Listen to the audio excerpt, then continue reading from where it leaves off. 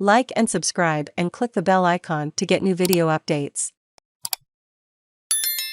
Man who killed Scott Johnson bragged about bashing gay men. His ex-wife tells court the ex-wife of the man who pleaded guilty to murdering Scott Johnson in the 1980s has told a court her husband would brag about bashing gay men.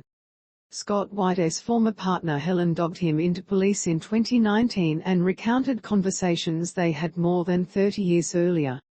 Mr. Johnson was found dead at the bottom of a cliff at Bluefish Point, near Manly's North Head, on December 10, 1998. Today Mrs. White told the court she and her ex-husband discussed Mr. Johnson's death after she read an article about it the year it happened. "I remember asking him if this is one of the gay men he bashed.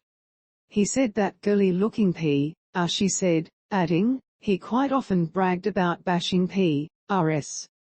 When it came up again in 2008, I just asked him, did you do this? Mrs. White said. She told the court he said, the only good PR is a dead PR, to which she responded, so, you threw him off the cliff. Mrs. White said Mr. White told her, it is not my fault the dumb FK ran off the cliff. Mrs. White also denied knowing about $1 million reward before coming forward. Today the court also heard statements from Mr. Johnson's siblings and his partner at the time of his murder about the impact the tragedy had on their lives.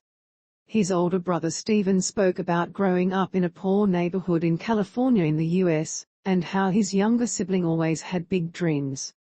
We all reacted to Scott's death with disbelief because it was too huge and awful to be true, the older Mr. Johnson said. I'll never forget the wailing cry of our mum when I called her to tell her that her youngest child had died. I believe her agony over losing Scott never left her for the rest of her life. Our mother was never the same after Scott died. She spent her last 24 years grieving.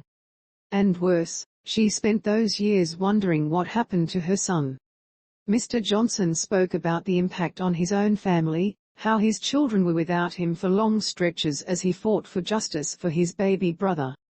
Michael No One had been in a relationship with Scott in the years before he died and faced the unthinkable task of identifying his partner's body.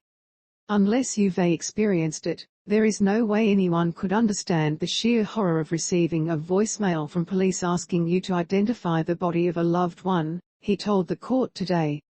No one can imagine what it was like to be shown his lifeless and hideously disfigured body, he said, adding, I am so glad I was there to say goodbye. He spoke about his own parents, who welcomed Mr. Johnson into their home when he stayed in Sydney, giving him his own key, and how when he died they lost a son. Suddenly, I was without the very person I needed most. Our dreams and our plans and our future died with him. He was everything to me and now he was gone, Mr. No One said. Mr. Johnson's sister Rebecca Johnson told her brother's murderer that the fight for justice has now eclipsed her memories of his life.